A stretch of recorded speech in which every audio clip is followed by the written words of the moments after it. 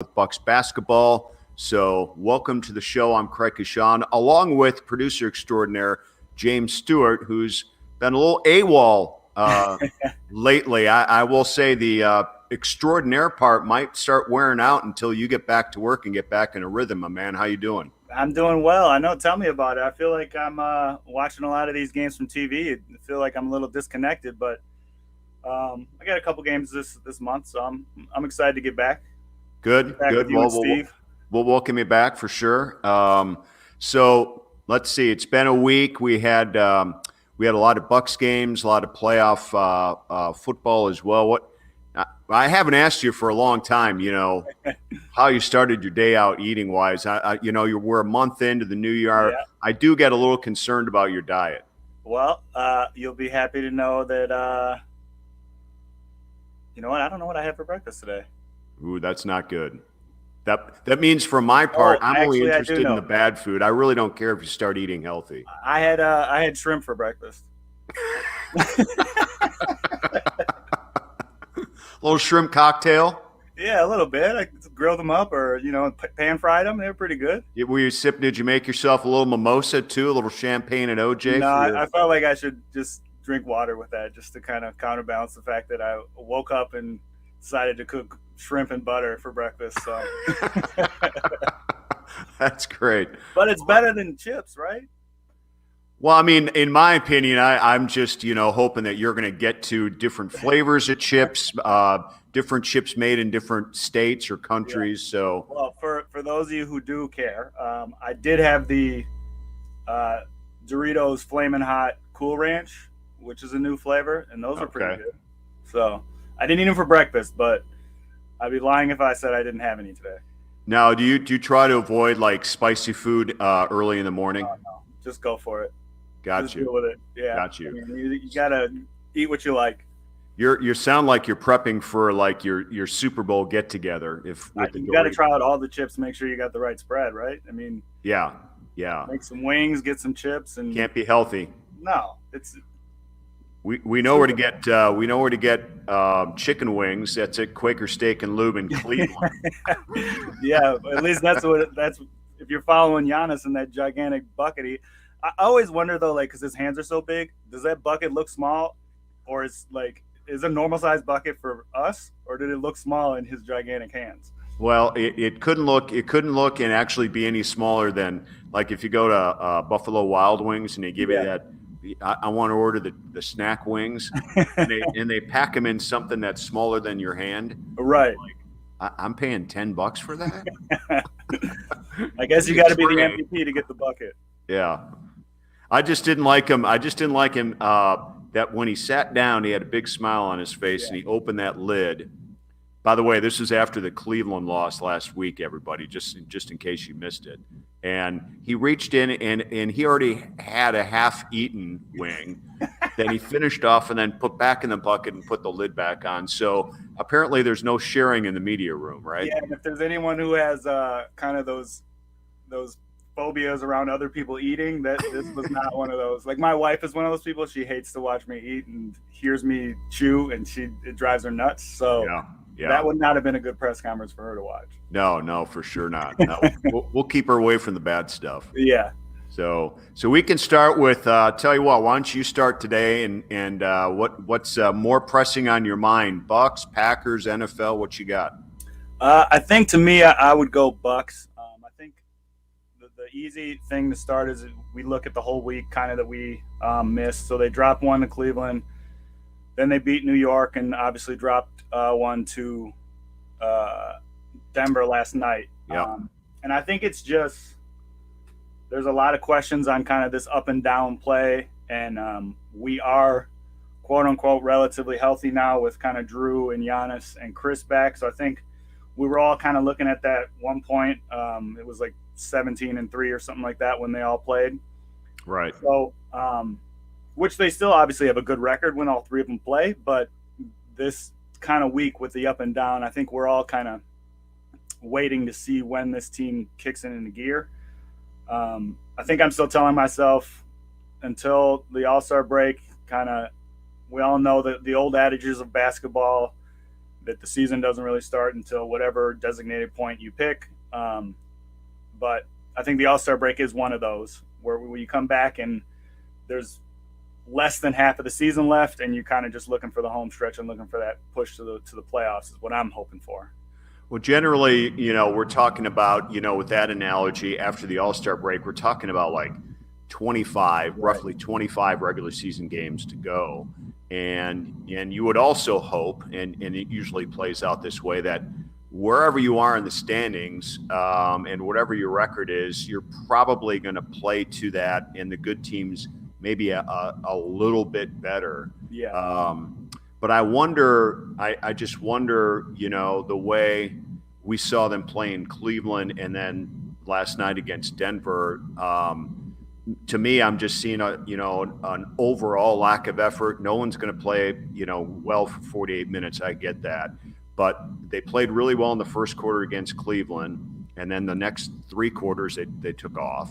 Yeah. And then last night against Denver, they played, a good first half. They were down by 5 or 7 at the half, but then in the second half, that was another no-show. And if you're Coach Bud, you're obviously pretty damn upset about that. I mean, he's wearing it on his face, and he wears his emotions, on his sleeves and stuff. But players are going to say it's the dog days of January. We're trying to get there, the point you're making too, James. So I think that's the hard part for, a team, especially that has accomplished something together, and that's winning a championship, is maintaining that high level. I think that's their greatest challenge right now to themselves, to fans, to all the other teams around the league. Right now is they know it's been that since the beginning, but it only heightens as the season goes. And you have your Clevelands and you have your Charlottes and you have your Chicagos that are playing better basketball, much better than they were a year ago. So your challengers are also different teams now. Yeah, and I think too, like, as I don't know this obviously because I'm not a player, but as a fan, like we've had this taste of winning now, and we kind of expect it to keep going. So I think there's a kind of collective worry amongst the fan base, obviously, but the players, I would assume, approach that a little bit differently too, where they have an idea now what it takes, and knowing that all the things that have gone on this year for every team, whether it be injuries or guys not available with COVID or whatever, I think everyone kind of knows that this kind of last push is going to be what determines the seeding, obviously, but also you look at the playoffs as kind of a second season, and they know what to do come playoff time. But there's always a little bit of a danger in thinking that you can just turn it on. So I fully agree with that. So that's why you kind of hope we'll see on this last, like you said, 20 games or 20 games or so sprint to the end. But we also, like, I'm just kind of looking at the schedule and how it's laid out. Like, we've only seen Chicago once, and obviously they're a much better team that we'll have to see a couple more times for the end of the season. So it'll really be interesting to see how this last couple break down, to see like what the matchups are. I mean, I see we have Miami, we have Chicago, still have some against Philly, play Phoenix. We have two trips out west. Yeah, another Golden State. So there's still another with Brooklyn. So there's still a lot of good teams left. But you just kind of hope that they have learned from the last year, and hope that once we kind of get into that mode where everyone's sprinting to the finish, that they do what they are supposed to do and what they can do. So the other thing that flies around in my head that I think we've seen a change of pattern, and we've talked a little bit about this, but it's becoming more and more evident as we watch the NFL playoffs, is maybe the lack of importance of home field or home court advantage. Yeah. I mean, weren't the Rams the only home team to win, it seems like, in the last 3 weeks, when they beat the 49ers yesterday? And of all places, that was more of a neutral zone than any. Maybe that helped them, I don't know. But, the Bucs won a championship last year as the number 3 seed. They didn't have home court even in the, in the NBA finals. And so maybe that isn't the push anymore. Right. I think in the NBA, it seemed to be like you have to be the number one. If you're this close, you have to get it. And I think they were really close last year in the final. It takes a while to jump other teams. Let's put it For that sure. way.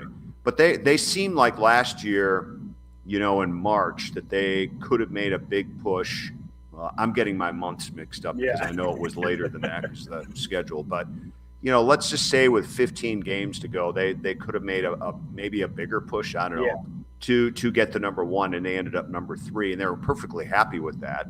Then they were matched up against Miami, and a lot of people are like, "You don't want to play the Heat," and we know what happened there in that sweep and stuff. So,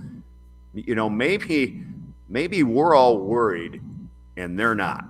Yeah, I mean it's interesting too because you think like if you're say Brooklyn, you don't want home court obviously because of the whole Kyrie thing. True. Yeah. But I would also argue that if I were to say they're going to go down 0-2 2 times again, are you betting on it? Because I mean, I wouldn't bet on a team to go down 0-2 2 times and win a championship. So it's not that I don't think that they can do it, but I would be shocked to think that they're cool with doing that again.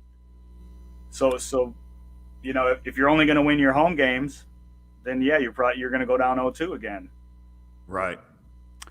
Well, there's this theory too that if you play the Nets again, maybe you do want the Nets to have home court because they'd have no more than 4 games at home without Kyrie. So, and we know what happened in Game 7 a year ago. So, yeah, for sure, it is interesting. But speaking of, we talked about the All-Star break. We haven't had a chance to talk about Giannis being another was a 6-time All-Star starter again, which obviously we all assumed. Yeah. We all assumed he'd be a starter again. But you had asked, do you think, or do I think that we're taking him for granted? And I guess originally my thought would have been no, because I think as Milwaukee fans, like we are well aware how bad it's been. But then kind of looking around the league, maybe it is not necessarily that we are taking him for granted, but maybe kind of basketball landscape is taking him for granted. Because obviously we just watched Giannis and Joker go head-to-head, last 2 MVPs, and I really haven't heard much about it. We're obviously, when I say we, I mean just basketball as a whole fans, are more concerned about Lakers and what's going on with Brooklyn, and obviously Embiid is going crazy. So it is kind of interesting to see that like the last 2 MVPs, well, I guess the last 3 MVPs match up, and there isn't much said about it.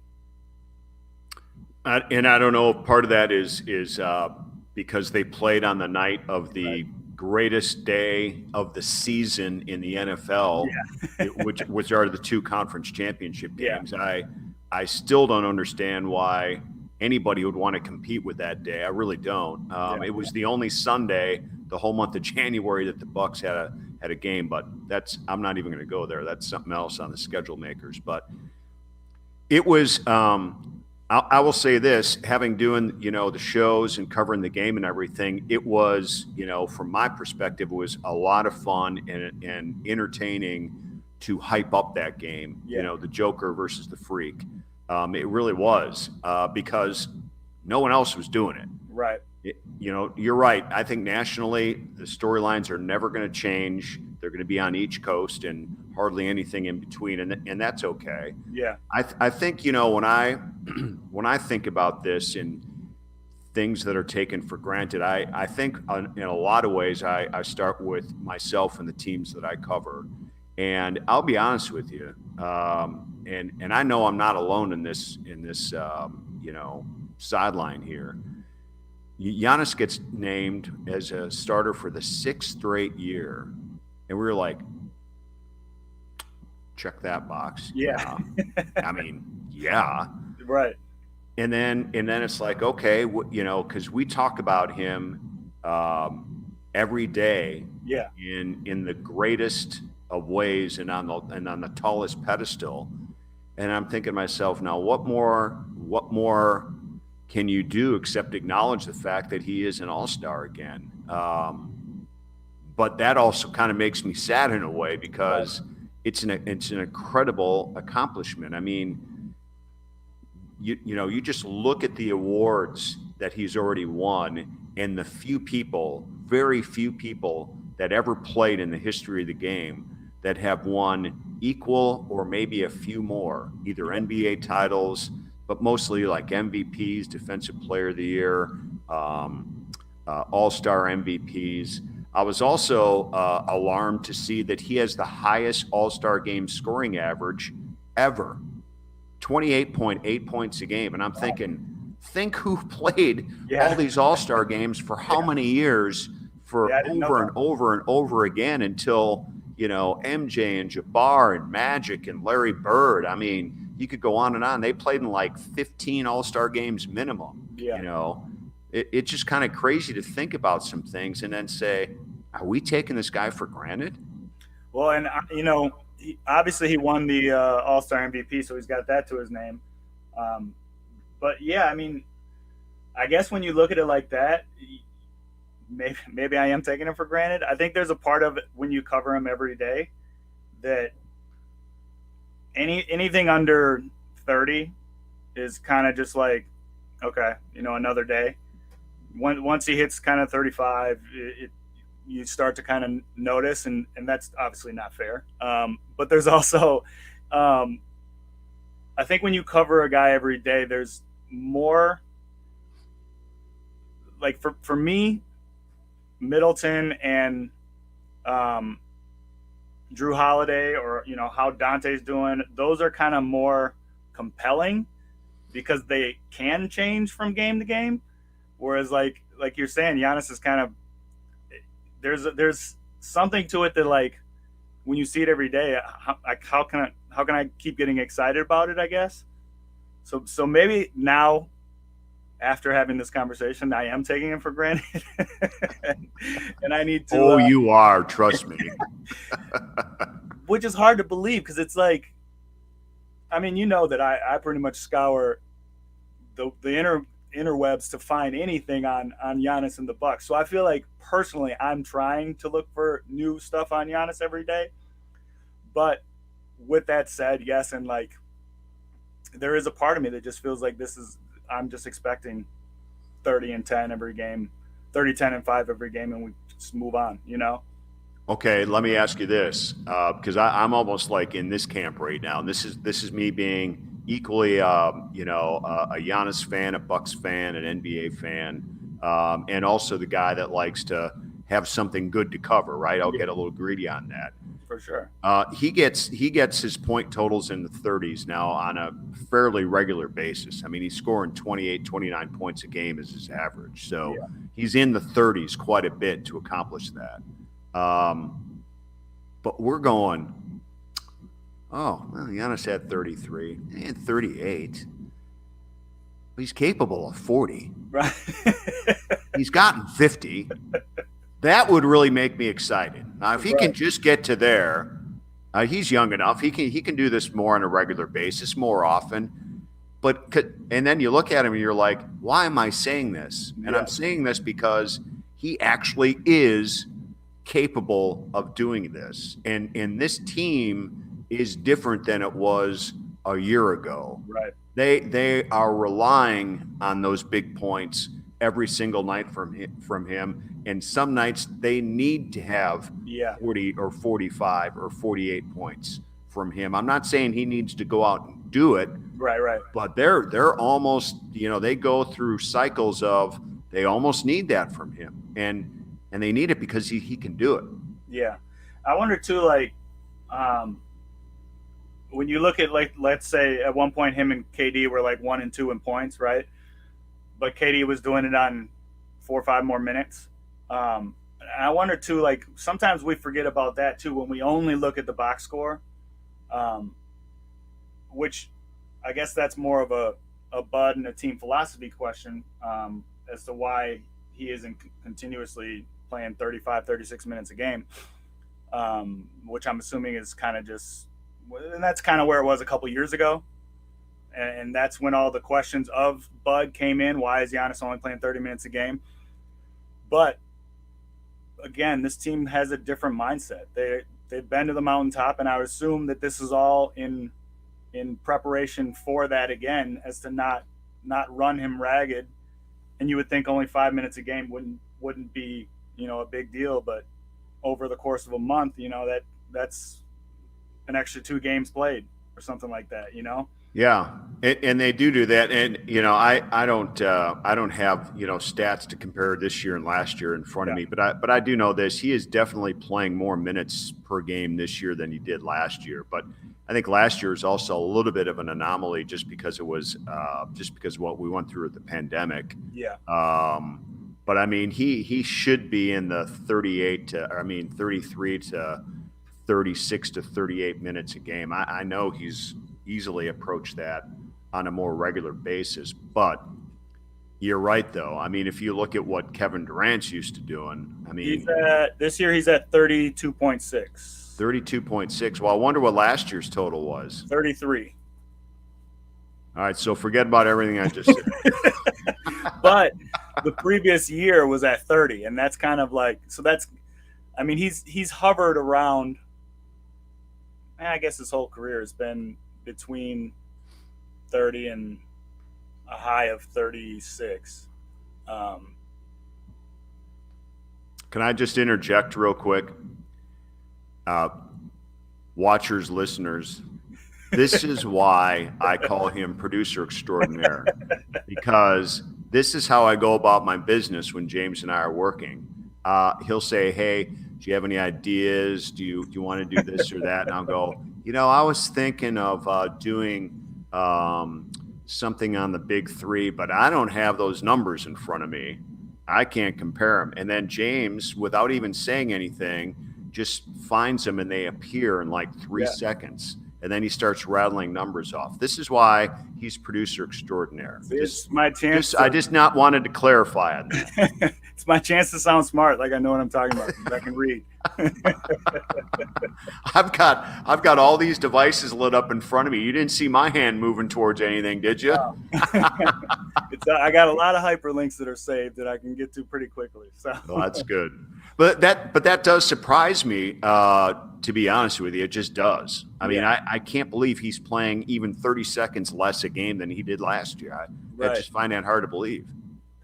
Yeah, and I mean, to me, like I was kind of surprised by it when I looked it up, just because of the amount of games that Chris and Drew have missed, and I would have assumed that he would have been playing more minutes just kind of to make up for those games. Yeah. Well, you would think those are the games that he needs, that he has, it's all on his shoulders. Well, I just thought it was interesting to think, are we taking this guy for granted? And I think there's a camp out there who can say that. Now, what do we got here? We got Marisa. Yeah, my wife likes to she likes to poke at me while we're on. Cool headband, James. Where can I get one? You can get it off Amazon. Like everything else. God, this whole time I thought you had a head wound and you're just wrapped up. No, just trying to look cool, I guess. Thought you lost a battle, sledding with the kids or something over the weekend. No, it's probably time for a haircut, but I didn't feel like doing anything with it. So you just put a headband on, and it looks like... I've been hearing this excuse for a good couple of weeks now. Well, now you know why I had to go buy headbands, because I'm pretty lazy. All right. You want to continue a little NBA talk here, because there's still a few things on our agenda. And you can pick them, because I have like 6 or 7 things on my agenda, but you know what they are, and you can pick out something or go in a different direction. Kind of just continuing on this. Are we taking him taking him for granted? I think it is interesting though when you look around the league, and we kind of talked about this, that of all the kind of stars in the NBA, the last 3 being foreign-born, I I would say Giannis is more of a big man than anything. So foreign-born big man, and you're looking at what Embiid is doing this year with potentially him getting a lot of MVP buzz. But specifically Giannis and Joker, the thing that I love the most about them is that, outside of Joker's issue early in the season, but outside of that, they're just these no drama superstars that really hasn't kind of been. I think it's a foreign guy kind of mentality that they just come in and come to work. There's not as much like our U.S. American born stars kind of are born into that fame and have that fame and run with that fame. Just kind of the circus surrounding them, and maybe it is the market, but even still, when LeBron or KD or Kyrie or James Harden, any of these guys have so much stuff going around them, it is refreshing, and I hope it continues to see guys like Jokic and Giannis who just go to work, and by the end of the season, it seems like, oh yeah, they're the MVP. Yeah, I get what you're saying, and I think along the line of where a guy like Giannis could wind up in his career before it's over. Tom Brady is allegedly retiring. An announcement's going to come, from him at some point. You would think soon, one way or the other. And I know he's been around for 22 years in the league. Yeah. But I will say this: Giannis has been around 9 years, and he's only 27 years old. Could he get into the LeBron James longevity in the NBA and get up to 20, 21, 22, maybe even 25 years in the league playing? Yeah. And if he does, chances are he's won, multiple NBA championships and stacked up maybe a few more MVPs. And he has no controversy. He's started a lovely family. He's got 2 boys. He's taken care of his family since the day they all set foot in America. And he's somebody to applaud. He's corny at times in public, which makes it refreshing, I think, for fans around here, because we're all kind of corny in a way. Mm-hmm. And he speaks his mind, and he's serious about his work. And he also puts a big smile on his face with anything else. Now, that kind of reminds me a little bit about how Tom Brady's career is gone. And then on the flip side, I think the interesting thing after the playoff games last week, where Brady and Rodgers go down, they're holding Brady up on this perfect pedestal, which you can't argue against it. Right. But he's not a villain, but Rodgers is.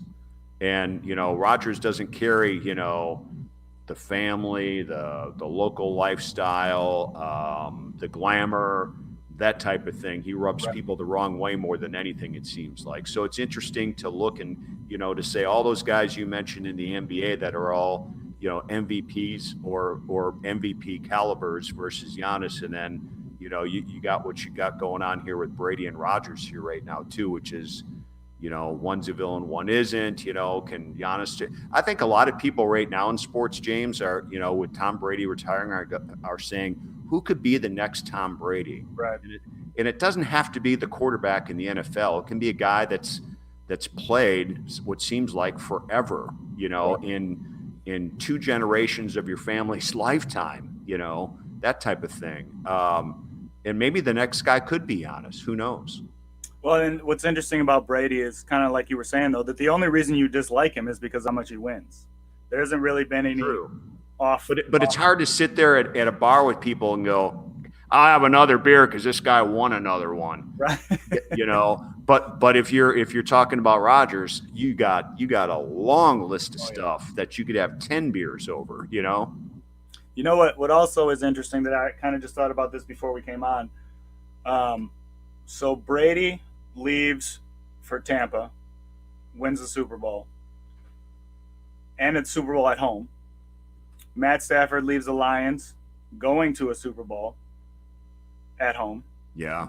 That home part is just kind of a cool little stat. But 2 years in a row now we've seen long-term quarterbacks leave and in their first year go to the Super Bowl. At least go to the Super Bowl, if not win. I'm not hearing what you're saying. I'm not hearing it. After I kind of stack all that up, and on top of the fact that the Packers' offensive coordinator is gone, their quarterback coach is gone, it's really, really starting to feel like, yeah, he might be gone. It's like I guess the good news is next year's Super Bowl is in Arizona, so they already have a quarterback, so maybe. I like how you checked ahead on that. Yeah, I did. Kyler Murray, I think, has cemented his spot. So, not that, Hey, the best part about the Super Bowl being in Arizona next year is that it's not in Detroit or Minnesota in their domes, okay? Right, exactly.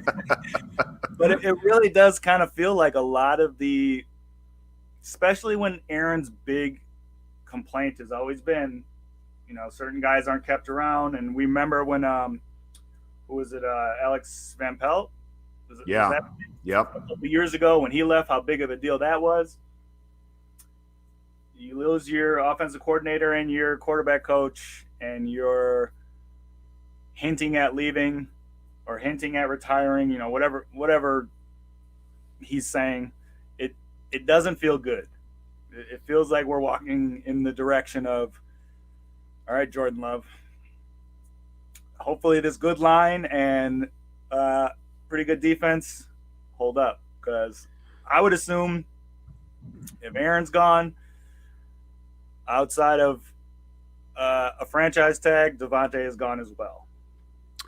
No, I mean, I would agree with that. I think I'm 50-50 for the first time on this, Rodgers returning or going, to be honest with you.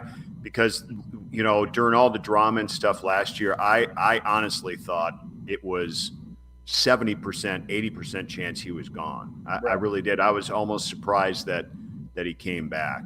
So right now I'm at 50-50, and I have I think a clear picture on why he'd want to stay and why he'd want to go this time. Yeah.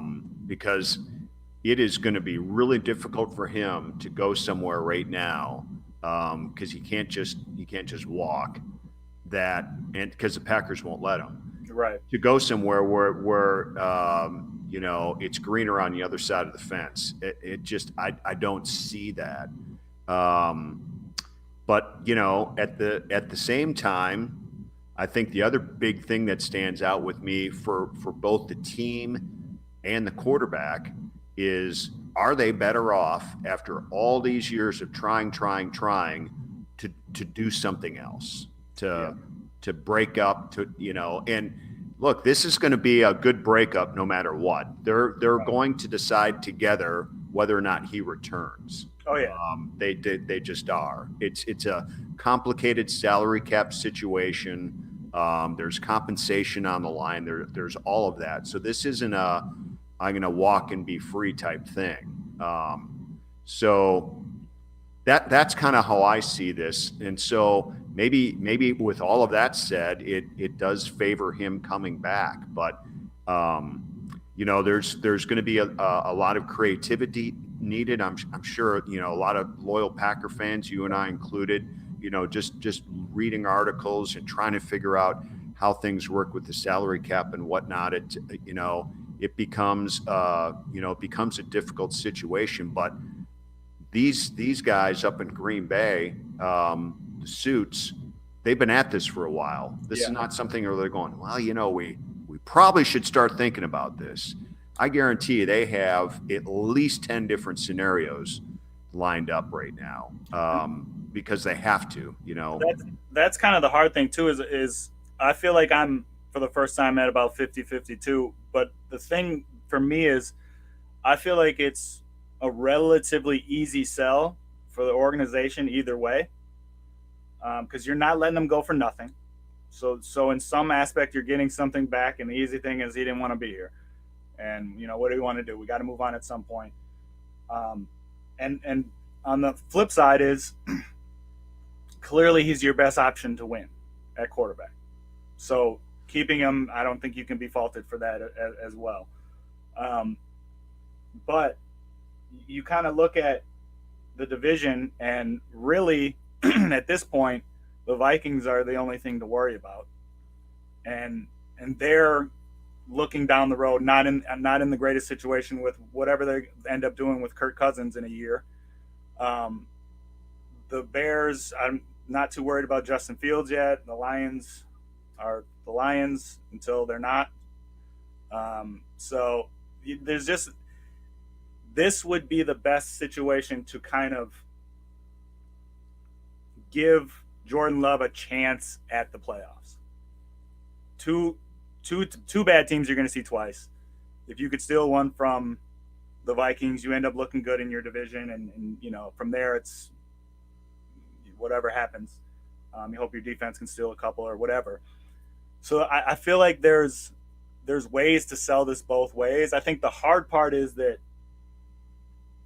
me personally, in my lifetime, I don't remember having a bad quarterback. So I don't remember Mikowski or anything before that. Like, my first memories are Brett Favre. So I went Brett Favre, Aaron Rodgers, and I am in for a rude awakening if we don't have a superstar quarterback. Can I tell you about all the quarterbacks I remember? Good Lord, man. You entitled little people, you are. I know it. It hurts. That's why I'm sitting here terrified. I'm like, I don't want to go through a quarterback carousel. I'm going to get a list together because I'm going to miss a few along the way, but I don't remember Bart Starr playing, but I do remember the guy that took over for him, Scott Hunter, which is pretty bad because we're talking a long ass time ago. So, but I'll get a few together before Brett Favre took over, because I do remember that transition, man. The Magic Man, Don Mikowski, had a few big games and big moments in Packer history in the regular season. Right. And then Favre's first game was such a splash. It was so much fun. And obviously, like you said, it's been two quarterbacks since then. But when Rodgers took over his first year, he only won 6 games, right? I mean, but I think we all knew. He has to. Everybody has to have a chance to play a full season. If you're healthy, they got to give. If they're going to go to Jordan Love, they got to give him a full season, I think, to see what he's really got, don't you? Yeah. I mean, obviously the Kansas City game, I don't think anyone was impressed. I don't think it was, oh my God, we're screwed, but it definitely was. It's obviously not Aaron Rodgers or kind of anything close to at this point.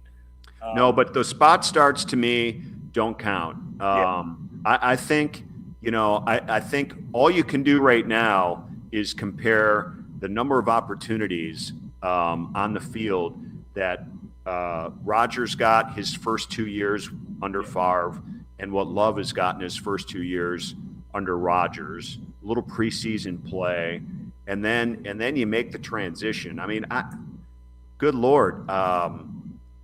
I mean, as far as spot starts go, though, I mean, Matt Flynn made a lot of money off those spot starts. But he put up some numbers, man. But we obviously saw kind of the long. Okay, so you do remember one quarterback in between. Yeah. No, I mean you're right. It's I agree. I think it's a 50-50 thing right now, and I think the good part is we're obviously, just because of deadlines and whatnot, we're going to know within the next month, I'm pretty sure. Yeah. As we hit February here, it's starting tomorrow, but it's going to be interesting. It's going to be interesting indeed. How fun were those football games over the weekend again, by the way? Oh, I'm really excited kind of for the Super Bowl, just based on the fact that it's Bengals, Rams, and it's Stafford and Burrow. And I saw something that said, I don't know, if I remember correctly, it was Peyton Manning, Tom Brady, and the 49ers have been involved in the last 18 Super Bowls or something like that. And it is, I think it's going to be really nice to see something different. Just I love kind of what we've seen from Cincinnati in these first 2 years of Joe Burrow. And I think that they've always kind of been a team that has had so much talent and just not, for whatever reason, been able to put it together from the days of Carson Palmer and Chad Ochocinco and Hushmanzada and all that. But so it is fun to see someone else. I think that's what I'm most excited about. I am too, and I think you saw that coming. With games this weekend outside of Kansas City, that was a surprising game. It was that second half. Actually, that the series going up to halftime for the Chiefs offensively, and then the second half. Yeah. With Mahomes really struggling, really kind of reminded me of. It's been brought up numerous times, the early season struggles that Mahomes had that was like head scratcher to most people, and the Chiefs were struggling. And then they got that figured out, and then the playoffs hit, and then the one thing you can't go wrong if you're the Chiefs is to have that happen. And they still almost won the game, and he had 2 interceptions. Yeah. And he was just not good in the second half. It kind of reminded me of what we were talking about last week with really the special teams for the Packers in that playoff game being at their worst when it looked like they had that all figured out and corrected, over the course of, 6 weeks to 2 months. But what haunted the Packers early in the season ended up kicking them out of the playoffs. And I think the same thing happened to the Chiefs with Mahomes, which is the most surprising because of his ability. So, well, and I thought the Bengals did their thing to take over, man, and they did a great job. Burrow's in his second year, and he's playing. Isn't Love in his second year?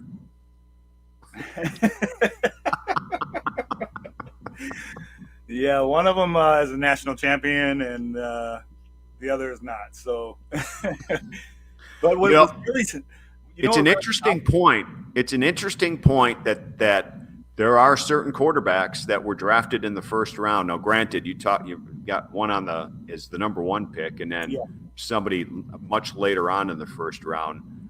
But where they came from, where those early, top 5 picks. If you're taking a quarterback, you're taking a championship level quarterback, a guy that's been there, done that, and can get you places in 2 years, like the Super Bowl, even though he only won 2 games in his first year. So for sure. Yeah. What was the most kind of confusing and shocking about that game was toward the end of regulation when Mahomes took that sack and where he fumbled. It was just like, I just remember thinking to myself that a Super Bowl quarterback does not take a sack and fumble in that situation. You're already in field goal position, field goal to tie, and you take a 17-yard sack and fumble. Luckily, your O-line jumps on it. The game could have been over right there. Yeah. But that's kind of, it feels like their chances just ran out.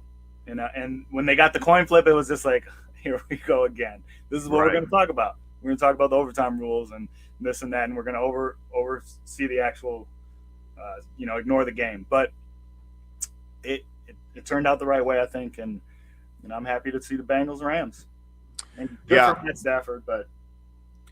I'll tell you what, man. Nobody can speak to Stafford more than those of us who have watched. Yeah. How long was he in Detroit? 12 years? 10 years? Yeah, it's been. You just find that stat on your computer real quick. But we see him twice a year, and granted, the Packers won the majority of those games. But I'm telling you right now that this guy.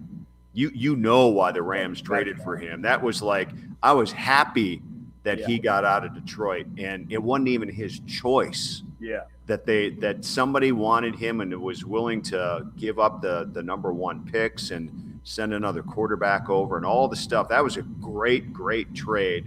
Might be one of the greatest trades, as it turns out, especially if they win the Super Bowl, that we've seen in any sport in any level make the immediate impact that it did that I can remember. I'm sure there's some, but man. speaking of trades, kind of to bring this back to the Packers, how much do we kind of wish that Odell Beckham had felt the love when he was in town?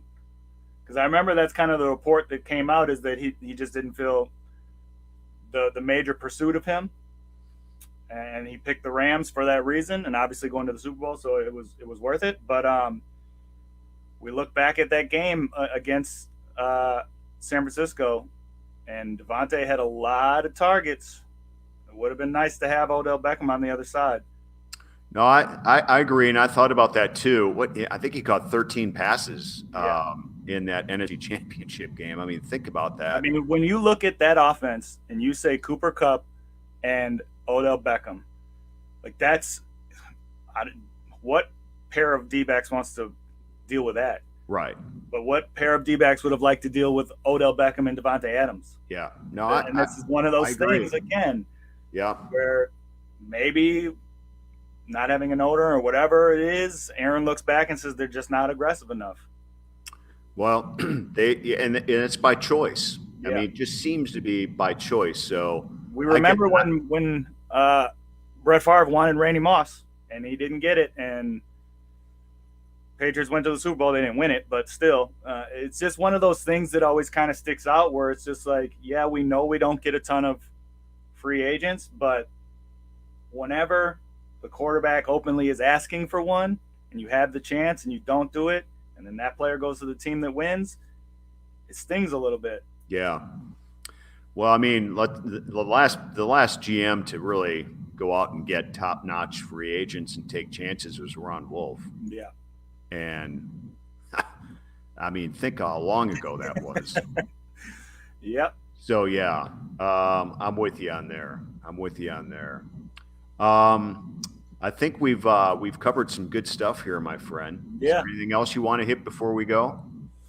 Nope, I don't think so. Just getting ready for. Well, I guess we got a week until the Super Bowl, huh? 2 weeks. 2 weeks. Okay, so that's no not football next weekend. Guess I'll be watching all basketball until then. That's good though. But this is the transition though, that like you were bringing up earlier about, when does this season start? It's, you get through football for sure, and you get a lot more eyes. Yeah. So we'll look forward to that. Bucks have a game on Tuesday night against Washington. Bradley Beal's not playing. They better get back on track. And then, maybe they need a road trip. They're going to go out west for a couple of games before they come back. And, they've got some top-notch opponents coming up, another trip out west in early March. So we'll have some things to talk about the next time we're on, that's for sure. For sure. And hopefully some baseball, too. Yeah. We're waiting to hear what comes out of there, if next time they're talking or whatever. I mean, for me, anything positive that comes out, I'm happy to talk about, because it's – yeah. It's that time. All right, extraordinaire. Go dial up some more stats, and I'll do some research on the quarterbacks that you have no idea. I want to see that list. Wore a Packer uniform. How about send me some YouTube links so I know what they look like. I don't think there's something like that for these guys. All right, pal. Nice job. Thanks for watching, everybody. I'm Craig Coshun along with James Stewart. We'll see you next time on CoshunCast.